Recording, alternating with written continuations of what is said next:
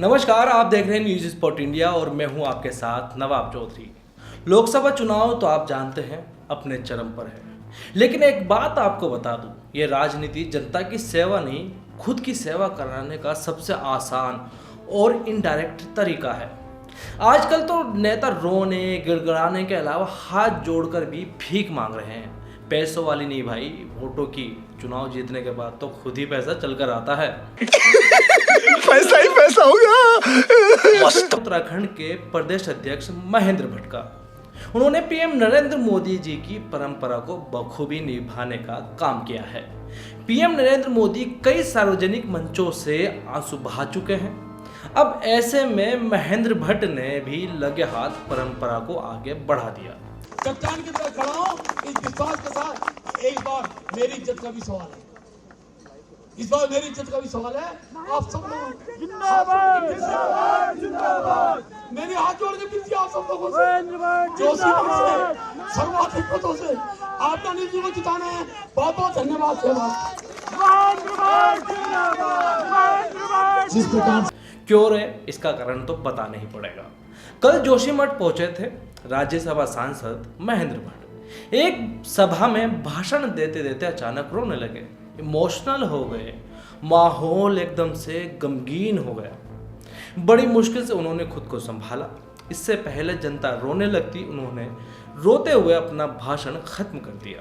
खैर, जनता तो रो ही रही है, महंगाई से, बेरोजगारी से। देखिए, वक्त वक्त की बात है, जब बदलता है तो अच्छों को नानी याद दिला देता है।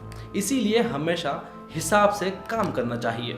अब आपकी इजाज़त हो तो मुद्दे पर आते हैं। साल 2023 की बात है, इसी जोशीमठ में आपदा आई थी। आपदा से मतलब है कि पूरा जोशीमठ धंस रहा था। पुरखों के बनाए घर दरक रहे थे, लोगों में हाहाकार मचा हुआ था।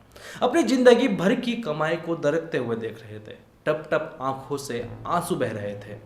ऐसे में लोगों में गुस्सा भी खूब था। सरकार की व्यवस्था को लेकर लोग नाराज भी थे। धरने और प्रदर्शन भी खूब हुए। लेकिन जब जोशीमठ के लिए लोग रो रहे थे, प्रदर्शन कर रहे थे, उस दौरान महेंद्र भट्ट ने एक बयान दिया जिसकी चर्चा खूब हुई थी। उन्होंने कहा था कि जोशीमठ में प्रदर्शन करने वाले लोग माओवादी हैं, यानी कि नक्सल है, नक्सली है, और दोस्त कर्मा इसी को कहते हैं।